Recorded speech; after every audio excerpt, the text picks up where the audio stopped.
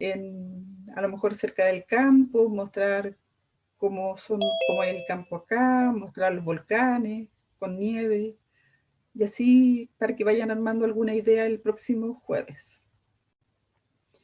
Así que ahora vamos a empezar con la clase, como les decía. Vamos a compartir pantalla, que obviamente no está.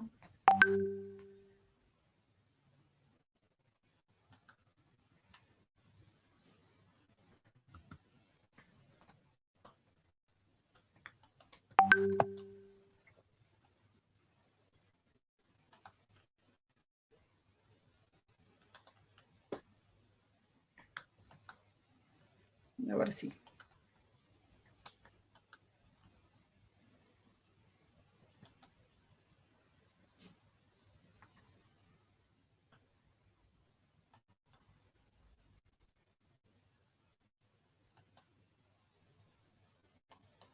Ay, quiero que te desaparezcas. Génica, no sé si la ven bien la presentación. Sí, profe. Se ve bien. Gracias. Así que yo les voy a ir preguntando ahí de qué es lo que se acuerdan también. Bien, la expresión génica se da precisamente porque nosotros, ustedes mejor que yo deberían saber que estamos formados por muchas células distintas y que es necesario entonces que cada una de ellas se vayan replicando o duplicando. ¿Sí? Que no está grabando, parece. Ah, ya. ¿Dónde lo hago eso? Grabar. Ahí sí. Ahí sí. Entonces, como les decía, hay diferentes tipos de células, ya sea epiteliales, sanguíneas, del sistema inmune, etc. Y por ejemplo, en seres humanos son alrededor de 30.000 genes distintos. Cada especie o cada variedad animal va a tener un número diferente de genes. Y hay una proporción de genes que están expresados en cada tipo celular. Y, por ejemplo, ahí les puse yo que en humanos solo un 10 a 20% del total de genes se expresan en una función de cada gen. Va a variar entonces dependiendo del ciclo de la división celular, de las necesidades metabólicas del individuo, del desarrollo del individuo y también la respuesta a algunos agentes externos. Aquí, para que vean cuando salió el genoma humano, no he querido cambiar esta diapositiva porque fue como se describió en aquel entonces, funciones moleculares de 26.000 y algo genes, y ustedes pueden ver aquí que algunos tienen la calidad de transportadores, transportadores intracelulares, canales inmunoglobulina, la matriz extracelular, otros factores de transcripción, enzimas de ácidos nucleicos, moléculas de señal, etc. Y la mayor cantidad, si ustedes se ven, son funciones desconocidas. Bueno, probablemente esto ha cambiado, ya han pasado 10 años desde esto, y esto ha cambiado mucho. Algunas de las proteínas codificadas por algunos genes humanos, vemos que principalmente tenemos las vías metabólicas y la expresión génica, son las más altas, seguidas por la división celular, defensa, señalización, estructurales y otras funciones. Es decir, la célula, aquí se ve cómo la célula va a hacer lo que ella, cómo las proteínas que ella produce son para hacer las funciones que ella necesita. Y vamos a reconocer dos tipos de genes, los genes constitutivos y los genes regulados. Esto es porque no todos los genes se expresan simultáneamente y al mismo nivel. Los genes constitutivos, o también llamados housekeeping, son los que se expresan a un mismo nivel independiente de las condiciones ambientales. Y genes regulados son aquellos que se expresan a distintos niveles o no se expresan dependiendo de las condiciones. Y el objetivo principal de la regulación va a ser la armonía estructural, el equilibrio celular, la adaptación, que es típico de procariontas, y la diferenciación, que es típico de eucariontas pluricelulares.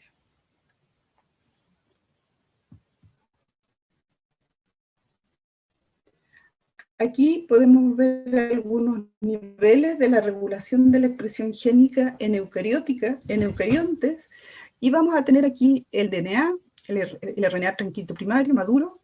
Todo esto ocurre en el núcleo, y luego aquí lo que sucede en el citoplasma. Y aquí entonces vamos a tener en el control de la transcripción puntos de inicio accesibles, factores de transcripción y eficacia de los promotores. Aquí también en el control del procesamiento del RNA vamos a tener el splicing, algunas modificaciones, y en todo esto otro, después en el citoplasma, vamos a tener una selección de qué RNAs mensajeros van a ser traducidos y eficacia de los complejos de iniciación. Entonces, ustedes se fijan, aquí vamos a tener distintos controles, acá están los controles señalados, un control pretranscripcional de la transcripción, del procesamiento del RNA, etcétera, etcétera, hasta que llegamos a un control de la actividad de las proteínas. Entonces, si se fijan, no es tan sencillo lo que las células hacen y el trabajo que realizan es bastante. Obviamente vamos a ver solo una pincelada, lo más importante de esto para que ustedes lo logren entender. Lo primero que vamos a acordarnos va a ser de los niveles de condensación del DNA nuclear eucariótico, y vamos a tener aquí, tenemos un cromosoma metafásico con las dos cromátidas, y vamos a tener entonces la heterocromatina y bucles de cromatina, si nosotros nos empezamos a adentrar dentro de estos cromosomas. El tamaño aquí lo vamos a ver que es más o menos de 1000 milímetros, un micrómetro. Después vamos a llegar a la eucromatina, que puede ser en un cromosoma interfásico, y vamos a ver esto que está así más suelto, las asas, un esqueleto nuclear de proteína. Luego, al nivel 2, vamos a llegar a un nivel de condensación que también se dice tipo 40, donde vamos a encontrar las fibras de 30 nanómetros, también llamadas solenoides, que van a tener esta disposición si la vemos de lado, pero esta disposición si la vemos de frente. Y finalmente vamos a ver la cadena de nucleosomas, que no finalmente, sino que antes de ver el DNA completo, estas cadenas de nucleosomas, que son las fibras de 10 nanómetros, y luego la cadena de DNA doble hélice. Entonces, si ustedes se fijan, vamos de mayor condensación a menor condensación. Pero no todo puede ser tan fácil en esta vida. Entonces, algo muy importante va a ser la disposición en los nucleosomas. Las moléculas que componen un nucleosoma va a ser el DNA bicatenario, estos otros factores y las histonas. Un nucleosoma completo va a tener aproximadamente unos 200 pares de base de ADN y todos estos otros factores. Y aquí vemos entonces nuestro DNA y el DNA nativo con la cromatina aquí abajo. Estas son las histonas, que de mayor tamaño que las otras van a interaccionar con las partículas centrales y con el tramo de DNA entrante y saliente del nucleosoma. Aquí vamos a tener un nitrógeno terminal y un carbono terminal, y vamos a tener cambios de fuerza iónica, y esto se transforma entonces el DNA bicatenario en una hélice dextrosa rodeada de 1,75 vueltas de octámero de histona. Esto se llama sinistrorso, este tipo de giro que tiene entonces el nucleosoma. Entonces, ¿qué importancia tiene aquí el control pretranscripcional? Vamos aquí entonces a tener que tenemos las histonas, que pueden bloquear el ensamblaje de los factores de la transcripción, la heterocromatina, que es el DNA altamente empaquetado, y la eucromatina, que es la cromatina que se transcribe. O sea, esto, por favor, que no se les vaya a olvidar. La posición precisa de los nucleosomas va a permitir que hayan secuencias promotoras del DNA, que junto con los factores de transcripción, que van a hacer que este DNA sea más accesible, entonces, a las enzimas. Entonces, vamos a tener esta secuencia de DNA que puede ser accesible para los factores de transcripción y dos regiones distantes del DNA, de 85 pares de base aproximadamente, quedan próximas al espacio que le permite entonces interaccionar con una proteína o con un factor de transcripción. Estos espacios que van quedando. Luego, el reconocimiento de las secuencias promotoras y de los factores de transcripción, tenemos la unión y el avance de la RNA polimerasa, puede requerir liberación de histona y para eso vamos a necesitar un remodelamiento de la cromatina.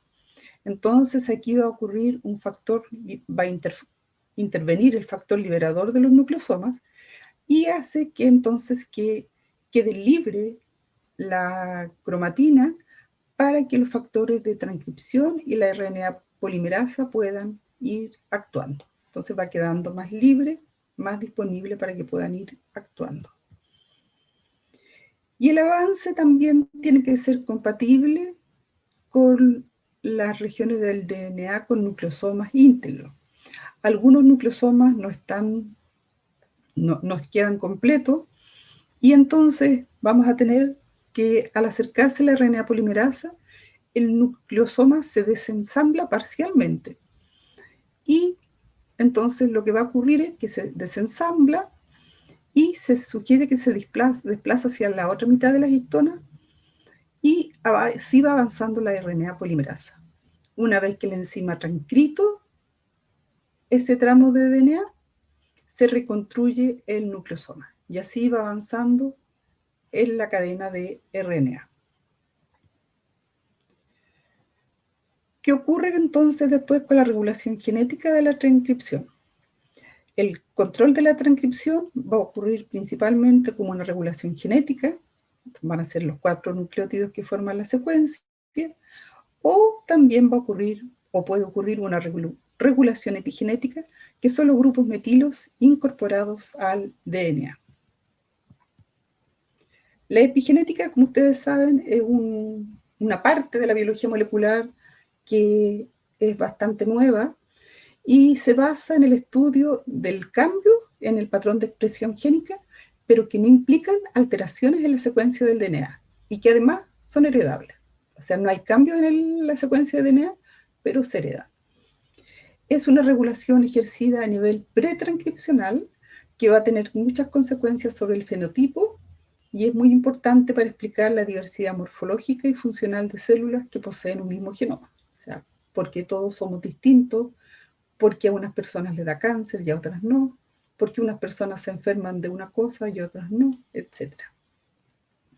Entonces, lo más importante que vamos a poder reconocer dentro de la epigenética, metilación del DNA en residuos de citidina, modificaciones covalentes reversibles de histona, remodelación de los nucleosomas y reorganización de la cromatina a mayor escala. Aquí tenemos un esquema de la metilación del DNA y aquí tenemos entonces nuestro promotor, nuestros factores de crecimiento, el DNA, nuestro promotor, la RNA polimerasa, y vamos a tener aquí islotes CpG, o sea, de citosina, guanina, no metilados. En los genes cuyos islotes de CpG no están metilados, la transcripción se inicia libremente en presencia de los factores de transcripción adecuados. Pero si llega a ocurrir una metilación, hay posiblemente mecanismos que van a inhibir la expresión. Entonces, si aquí teníamos estos islotes CpG no metilados, pero acá si los tenemos metilados, tenemos igual nuestro promotor, pero algunos de estos factores de transcripción no se van a poder unir al DNA cuando está metilado, el gen no se va a transcribir y eso puede deberse a una transición en la conformación Z del DNA y que parece estar promovida por las secuencias ricas en citosina y guanina.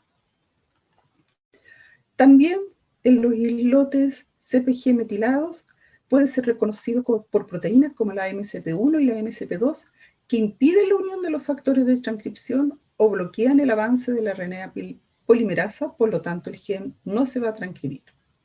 ¿Ya? Aquí las proteínas MCP1 o MCP2. Y también puede ocurrir que las proteínas MCP1 y MCP2 se unen al DNA metilado y reclutan a su vez enzimas que modifican las histonas del nucleosoma cercano. Como resultado, ese nucleosoma no se descondensa y va a impedir entonces el progreso de la transcripción.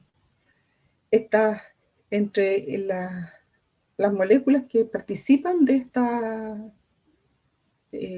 este proceso vamos a encontrar histonas desacetiladas e histonas metiltransferasas, ¿ya? Y la acetilación de las histonas que están en los mecanismos B y C anteriores, teníamos acá el mecanismo B y C, que es lo que ocurre, entonces, que van a existir enzimas que se unen a grupos acetilos a los residuos de lisina de las histonas, reduciendo así su carga positiva, lo cual disminuye su interacción con el DNA. Y aquí tenemos entonces las histonas no acetiladas e histonas acetiladas. En las no acetiladas, a pH fisiológico, los grupos aminos primarios de la lisina están protonados. La existencia de múltiples lisinas y argininas en cada histona le confiere una fuerte carga positiva, que es la base de su interacción con el DNA. Entonces, aquí tenemos un bajo grado de acetilación, la cromatina más condensada, transcripcionalmente inactiva, los genes reprimidos y no se expresan. A veces también se habla de genes apagados o encendidos. Acá tenemos las histonas acetiladas y la acetilación de las lisinas produce grupos amida que no se protonan a pH fisiológico. Así las histonas pierden las cargas positivas. Como consecuencia, la cromatina se descondensa más fácilmente. Entonces aquí, con un alto grado de acetilación, la cromatina va a estar menos condensada, va a ser transcripcionalmente activa y los genes activos se van a ir expresando. También, durante la transcripción, vamos a tener elementos que regulan en cis o trans, y un promotor o una secuencia promotora es la región del DNA que regulaba entonces la transcripción de un gen. También son llamados factores que actúan en cis o factores cis, por ser factores de transcripción. Y se encuentran en la misma molécula de DNA a la cual ellos regulan. Otros factores de transcripción se denominan factores que actúan en trans o factores trans, pero sus genes están en posición alejada y no relacionada con aquella región génica cuya expresión regula. No sé si entienden aquí. Los cis son los que están muy cercanos al promotor y los trans pueden estar muy alejados e incluso no relacionados con la región génica, sí, a la cual están regulando. Vamos a ver aquí algunos casos. Secuencias o elementos basales del promotor. El promotor, ¿se acuerdan ustedes? El promotor basal comprende las secuencias que definen el punto de inicio de la transcripción y son imprescindibles para que ésta comience. Y tenemos entonces nuestra caja TATA, o caja de Ognes también, de 30 a 23 pares de base, y a ella se une un factor de transcripción distinta de la caja TATA de procariontes o caja de Primbow, que está situada a menos 10, eso es corriente abajo, con secuencias consenso TA, TA, T. Aquí, si se fijan, tenemos el inicio de la transcripción y de aquí para allá van a tener números positivos y de aquí para acá van a tener números negativos. Yo nunca entiendo cuáles son las corrientes arriba y cuáles son las corrientes abajo, así que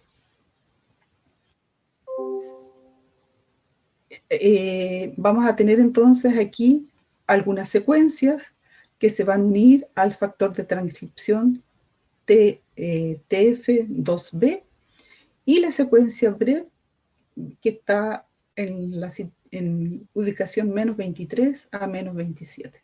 Entonces, esto va a ser que se inicie entonces la transcripción. En el sitio de inicio necesitamos una secuencia INR a cual se va a unir el factor de transcripción 2D. Y más acá, entre el más 18 al más 27, se va a unir el factor TF2D, que está acá, y la secuencia DPE, que en el punto más 28 más 32, que también se va a unir el factor TF2D. Aquí algunas abreviaturas para que entiendan. Si es N, puede ser cualquier nucleótido, como en el caso aquí. Si es I, puede ser timbre, purina, adenina o guanina. Si es W, es algo débil. Y si es S, va a ser fuerte. Las secuencias o elementos proximales, entonces, van a estar cercanos al promotor basal, pero más alejados, corriente arriba del origen, entre las posiciones menos 30 hacia la izquierda y corriente abajo es hacia la derecha del sitio de inicio. Esta región puede ser mayor a la del promotor basal, y este promotor va a determinar la frecuencia con la que se produce el inicio de la transcripción. Entonces aquí tenemos nuestro inicio de la transcripción, vamos a tener nuestro promotor basal, nuestra caja tata, y vamos a tener entonces secuencias promotoras proximales que pueden tener este tipo de secuencias. Por ejemplo, en menos 60 vamos a tener una que es prácticamente puras guaninas, en el menos 90, otra que es citocinas, adenina y timina, y en el menos 120, puras guaninas. Y aquí tenemos entonces nuestra secuencia tata, que va a estar ubicada en menos 30, y nuestro INR. Entonces dijimos que habían genes que estaban aún más lejanos del punto de inicio, incluso a miles de pares de base, ya sea corriente arriba o corriente abajo. Esto ocurre generalmente para los genes que son inducibles, aquellos que no se expresan continuamente, sino que van a responder a una necesidad, por ejemplo, las hormonas esteroideas o las tiroideas. Y estas secuencias deben ser consideradas como parte del gen. Se llaman también secuencias promotoras distales, pueden encontrarse alejadas del origen, o también pueden ser elementos específicos de regulación, módulos de control o elementos de respuesta. Y estos elementos distales, para complicarnos aún más, pueden ser potenciadores, también llamados enhancers, que son activadores, intensificadores, amplificadores, y que pueden aumentar la velocidad del inicio de la transcripción, conseguida a partir de promotores basales y proximales que están situados en la misma molécula del DNA. Y podemos también tener silenciadores o inhibidores, silencers, que tienen el efecto opuesto. Generalmente se unen a los factores de transcripción y compiten con la acción específica de los potenciadores o proximales. Entonces, para que lo veamos en un esquema, vamos a tener nuestro promotor basal con elementos de secuencia muy próximos al origen, que van a determinar el punto de inicio, se distribuyen hasta la ubicación menos 30 o menos 40. Vamos a tener elementos proximales que se distribuyen más o menos entre menos 50 al menos 200. Y estos elementos, vamos a tener elementos distales entonces, que pueden estar separados del promotor por varios miles de pares de base, y estos elementos distales pueden ser potenciadores o silenciadores, y están próximos entre sí, pero muy alejados del origen. Regulan la eficacia del inicio de la transcripción y se distribuyen en un margen de unos 100 pares de base. No sé si entendieron aquí cuál es la idea. Esta es como la diapositiva clave para que entiendan los tipos de promotores que existen, ¿ya?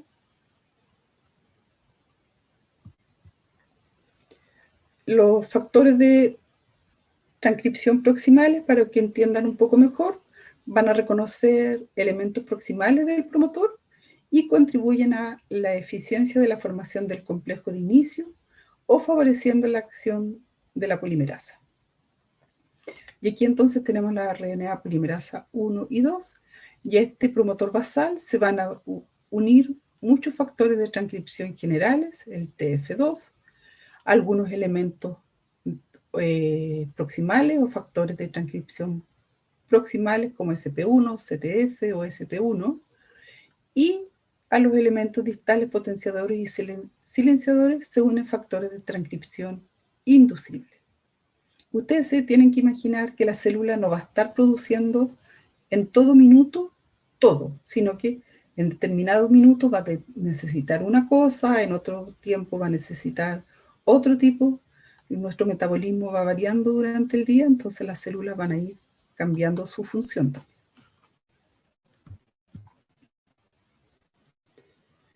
Los promotores que solo tienen elementos reconocidos por los factores de transcripción generales o proximales controlan los llamados genes constitutivos, aquellos que yo les dije que se expresaban en forma constante a la misma velocidad en todo momento de la vida celular. También se llaman genes housekeeping y se expresan en todas las células del organismo y codifican las funciones indispensables para la vida de la célula. ¿Qué genes se les ocurre a ustedes que pueden ser housekeeping?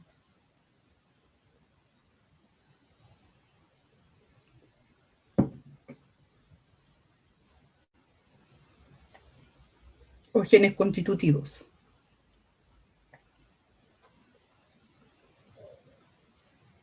¿Pueden ser genes que codifiquen a proteínas estructurales? Sí, perfecto. ¿Qué más?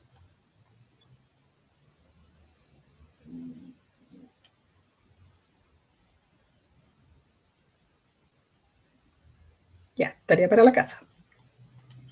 Aquí entonces vamos a tener los elementos basales del promotor y en el punto +1 va a iniciarse la transcripción. Vamos a tener elementos proximales cadena arriba, potenciadores y silenciadores distales, incluyendo, por ejemplo, los elementos de respuesta a hormona. Entonces, los elementos proximales y los elementos basales va a ser una expresión basal, genes constitutivos y genes inducibles, que va a ser parte de la región estructural del gen codificable. Y la expresión regulada, es decir, los genes inducibles, van a estar entonces muy distantes. Y todo esto forman parte de la región reguladora del gen. O sea, tanto los muy alejados, los distales, como los proximales o los basales, van a ser parte de la región reguladora del gen.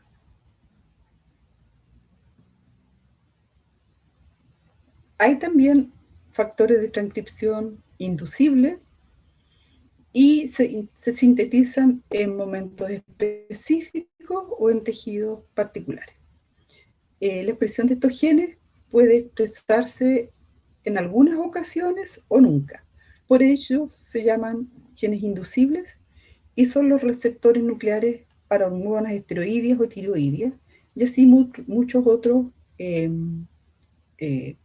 partes de nuestro metabolismo que ocurren en situaciones especiales.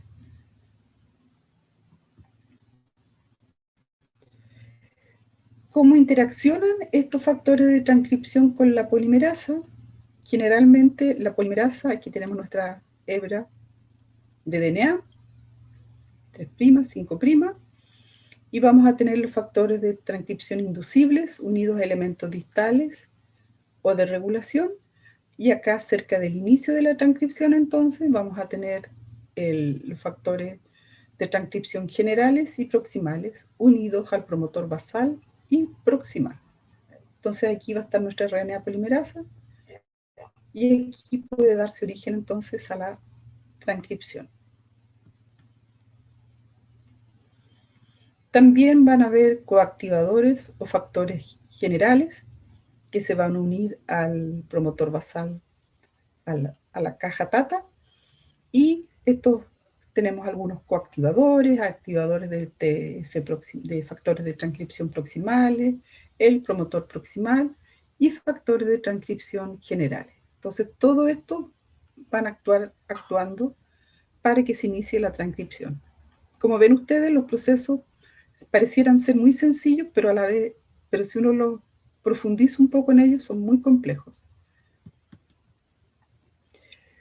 Para complicarnos un poco más la vida, la regulación de la expresión génica en procariontes es un poquito distinta, y las bacterias sabemos que responden muy eficientemente a cambios ambientales mediante la regulación de la expresión génica. En bacterias generalmente los genes están agrupados en operones, y un operón se dice que es un grupo de genes que se transcriben en un mismo ARN mensajero y que por lo tanto están sujetos a una regulación transcripcional común.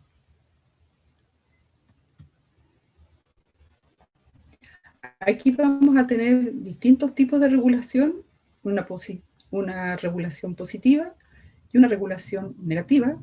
Aquí vamos a tener un promotor, un operador y un activador que va a dar origen a la transcripción, un represor que se va a unir al operador y no va a ocurrir la transcripción, pero también podemos no tener al activador y no va a ocurrir transcripción, y no tener al represor y sí va a unir, o sea, sí se va a realizar la transcripción. Los genes componentes de un operón, entonces, vamos a ver los genes estructurales, que aquí están señalados como una E, que son proteínas para un determinado proceso bioquímico que se producen simultáneamente a partir de este operador que posee una secuencia conocida. Vamos a tener un promotor donde se va a unir la RNA polimerasa y vamos a tener un gen regulador donde se va a unir la proteína represora que va a activar o inactivar este operón. El más conocido es el operón lactosa, que es un operón inducible, y aquí vemos las enzimas que se producen o las proteínas que se producen en este operador. Tenemos una beta-galactosidasa, una beta-galactosidasa permeasa y la beta-galactosidasa transacetilasa. Aquí tenemos nuestro operador y nuestro gen regulador.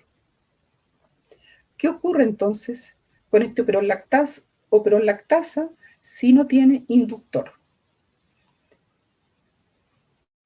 Aquí vemos nuestro operón lactasa, vemos nuestro operador, los 3 genes que se van a producir, nuestro represor que se va a unir al operador, así se va a unir, y el RNA mensajero se produce, pero no ocurre la transcripción. La proteína represora se activa, se une acá al operador, por lo tanto no hay transcripción y se impide el acceso de la RNA polimerasa al promotor. Pero cuando tenemos el inductor, vamos a tener entonces que esta RNA polimerasa, nuestro gen operador, nuestro promotor, y vamos a tener la transcripción, la producción del RNA mensajero, la traducción, la producción de nuestra proteína o enzima, el plegamiento de ella, y vamos a tener nuestra proteína represora activa.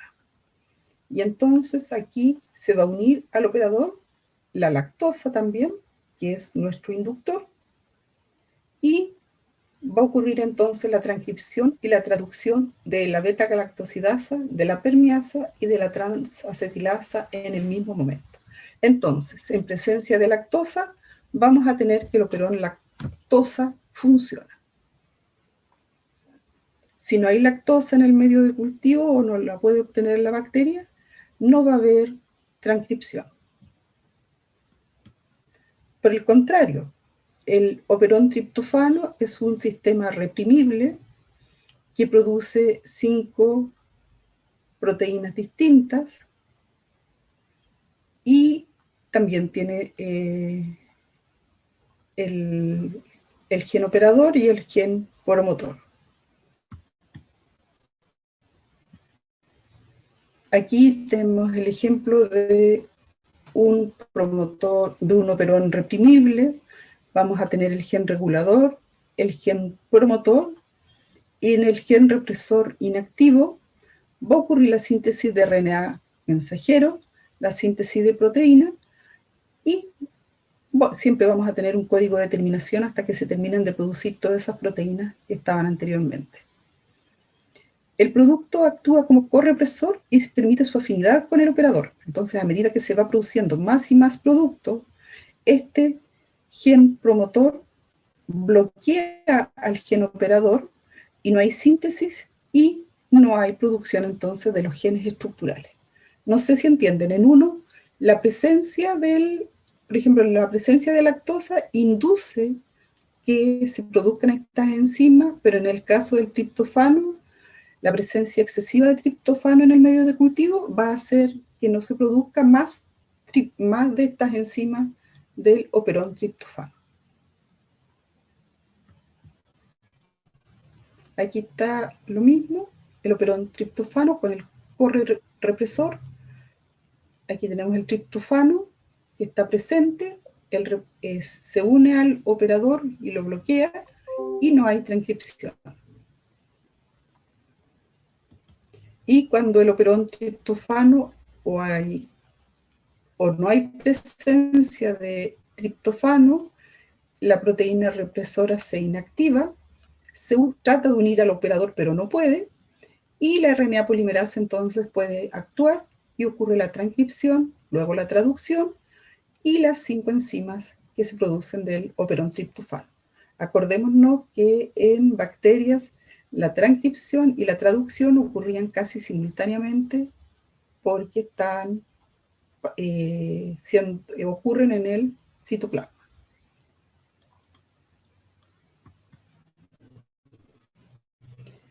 Bien, y esto lo saqué de aquí, no sé si podrá ver. Y aquí hay otro sitio de YouTube para que ustedes puedan revisar y vean cómo funciona el operón lactosa. ¿Dudas, consultas?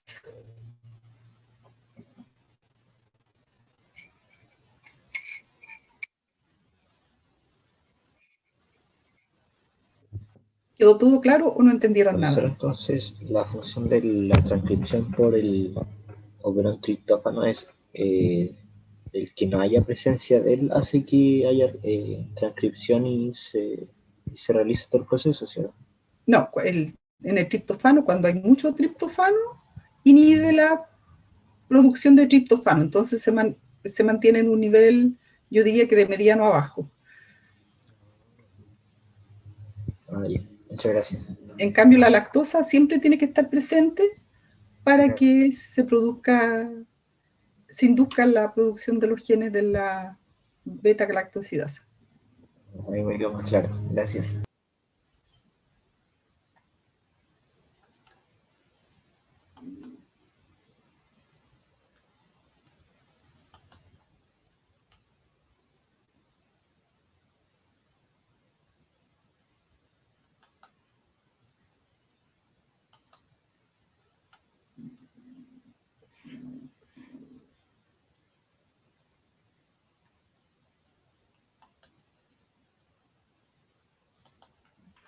¿Alguna Profe, una consulta. O sea, pero ya, de todas maneras, igual voy a hacer, es que el operol lactosa se encuentra solamente en bacterias o igual la tenemos nosotros en nuestro genoma. No, nosotros no tenemos el operol lactosa, producimos la enzima lactasa que la dejamos de producir con los años y nos vamos haciendo intolerantes a la lactosa. Los que producen esta enzima son las bacterias que tenemos dentro de nuestro intestino. Ya, interesante, sí, porque de hecho dije, ¿qué pasará si, por ejemplo, nosotros tenemos ese gen en nuestro cuerpo y consumimos lactosa? O sea, Claro, para las personas que son intolerantes a la lactosa. Entonces, claro. ahí como que Sí. todo es un quiebre. No, por algo cuando uno es intolerante a la lactosa, lo primero que te dan es ganas de ir al baño, Ujú. porque la lactosa no alcanza a ser degradada en el intestino. Pero, O te infla, te da muchos gases, muchas claro, molestias estomacales. Pero para eso existe la lactasa. ok. Gracias. La lactasa, digo yo, la que venden en la farmacia.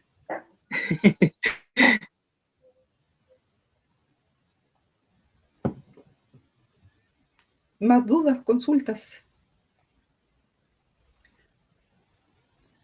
¿Qué se les ocurre que podemos hacer de rompehielo?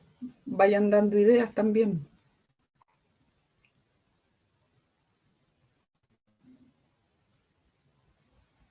Hacerlo primero en la universidad, vamos a estar más regalones.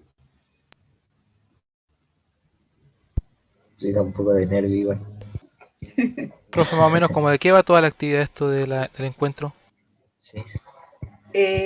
Lo que ellos va a ser un módulo especial que va a ser de diagnóstico molecular. Ellos están en el ramo de tratamiento de aguas residuales y lo que ustedes van a ver, ya han aprendido harto de biología molecular, van a ver toda la parte de molecular de la profesora de Costa Rica y yo vamos a dar unos 15 minutitos de charla y después cada uno va a desarrollar, o sea, cada grupo va a desarrollar un proyecto dentro del mes de mayo y unos días de junio que vamos a seguir trabajando y eso, ahí vamos a ver después junto con ustedes cómo lo vamos a evaluar y cómo lo vamos a calificar, si lo cambiamos por una prueba, alguna cosa así, o por un seminario, por ejemplo, para que realmente valga la pena y tengan una nota y se entusiasmen en hacerlo. La idea es que ustedes van a trabajar con ellos, entonces ustedes van a aprender de ellos y ellos van a aprender de ustedes. Claro. Y esperemos que se hagan buenos amigos. El tema de rompehielo entonces vendría siendo una presentación, algo que nosotros tenemos que mostrar, pero es de forma individual cada Es uno. o sea, se llama rompehielo porque la idea es que tú le preguntes a la otra Sí. persona qué hace, qué estudias, en qué año va, por ejemplo, aunque sea solo conversar, pero lo ideal es que tengamos una pequeña presentación preparada, como que ustedes les digan, oye, nosotros aquí en Chile la comida que más nos gusta, o que a mí más me gusta, por decir algo, son las empanadas, y cómo se hacen las empanadas, y ellos les van a contar cómo si comen o no comen empanadas, o el pastel de choclo, la humita, y van a ver si se parecen o no se parecen a la comida que preparan ellos, o la cantidad de flora y fauna que hay en Costa Rica no se compara con la cantidad que tenemos nosotros. Los Las cocodrilos, cosas los osos perezosos. tenemos tema de conversación. La Katia debería contarnos un poco cómo es Costa Rica. Claro, yo creo que vamos a tener que hacer yo creo que la actividad rompehielo va a ser grande, Sí, va a tomar tiempo, pero la idea sería como que en grupos, quizá, en los mismos grupos que ya tienen, vayan pensando ideas como para abarcar bastantes temas, digamos, no que todos hablen solo de la comida, sino, como decía la profe, quizá hablar un poco de la comida, de, no sé, de los paisajes, de los lugares que más les gustan, cosas que ustedes sienten que diferencian a Chile y que además ustedes quisieran como compartir con ellos.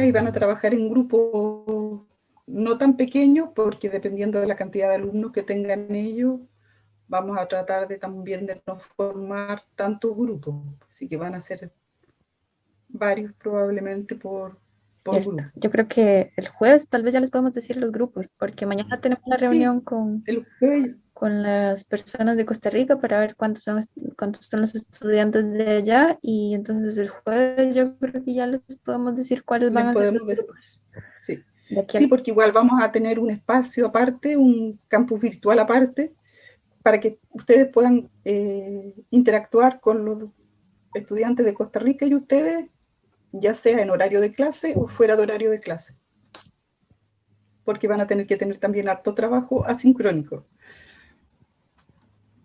Pero la idea es formar vínculos y de que se den cuenta de que pueden aprender no solo de la biología molecular, sino que también de otras personas, de otras costumbres, otras formas de vida. Bueno, no podemos salir, pero saquen foto por último de la ventana, lo que ven hacia afuera de su casa, para que vean lo distinto que algunos de ellos donde viven también. En ese caso, siendo una charla, va a ser como una petición, poder presentarse con cámara o no sé. Sí, por ejemplo, la Katia vive en una zona y siempre me manda fotos que su papá o su tío encontró una serpiente. Ninguno de ustedes se va a encontrar jamás una serpiente cerca. Profe, yo he jugado con serpientes. ¿A dónde jugaste con serpientes? Son chiquitas, sí. Ah, las que hay acá en Chile, Sí. pero no miden ni 1 metro esas serpientes y no son venenosas. Igual muerde. Igual. Bueno, a los de Costa Rica les vamos a pedir fotos de fauna Sí. peligrosa. Va a ser Sí. interesante. Sí, la araña pollito también, yo creo que ya no hay arañas pollito, Katia, ¿o sí? Sí, ¿O son sí, más feas? yo creo que son más feas todavía. No, si allá están todos los animales feos y venenosos que uno se puede imaginar. Ah, entonces no tienen ovejas. No, de hecho no. Yo cuando vi ovejas por primera vez fue la cosa más tierna.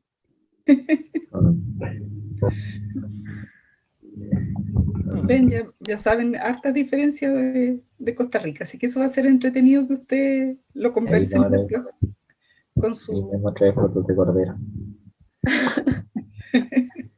Más, y sería una oveja frente a todos ahí. Claro, más de alguno debe vivir cerca de un campo donde hay ovejas. Sí, yo creo que sería ideal que en los grupos, digamos internamente con su grupo, que va a tener participantes de Costa Rica, traten sí de poner la cámara, de conocerse, de aprovechar la oportunidad de compartir un poco, no solo la parte del curso, sino también eso, hablar un poco de cada país, porque igual la idea del curso es que sea de internacionalización. Así que ustedes también aprovechen la parte cultural y traten de compartir bastante en ese sentido. Sí. La parte formación tiene importancia, pero también, o sea, esto es parte de la formación, sí, es parte de la formación de ustedes en habilidades blandas. Ujú, exactamente. Profe, ¿Sí? ¿y esto cuánto va a ser? Porque yo tenía entendido que era el 10 de mayo, ¿o no? Sí, el 10 de mayo queremos tratar de empezar. Vamos a hacer todo lo Y posible la para otra que sea ese día. clase, ¿qué haríamos el jueves? ¿Ponernos de acuerdo? ¿Pasar materia y ponernos de acuerdo? ¿O qué? No, vamos a tratar de ponernos de acuerdo en lo que vamos a hacer el lunes, porque mañana tenemos reunión ya para dejar todo organizado. Y ahí lo podemos hacer entonces el lunes. Ah, ya. Porque igual sería lo ideal que nos pongamos de acuerdo como entre todos y que cada subgrupo abarque como una parte para que hablemos de todo. Claro. Por ejemplo, los mapuches, acá es un tema súper interesante.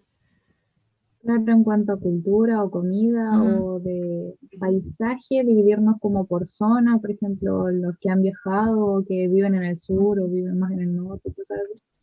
Sí, eso es buena Claro. idea. Lo que podemos Ujú. hacer es que de aquí al jueves traigan ideas de tópicos y lo repartimos por subgrupo, así como dice Catalina. Sí, sí. Ya, chicos, nos vemos el jueves porque voy a intentar revisarle las pruebas.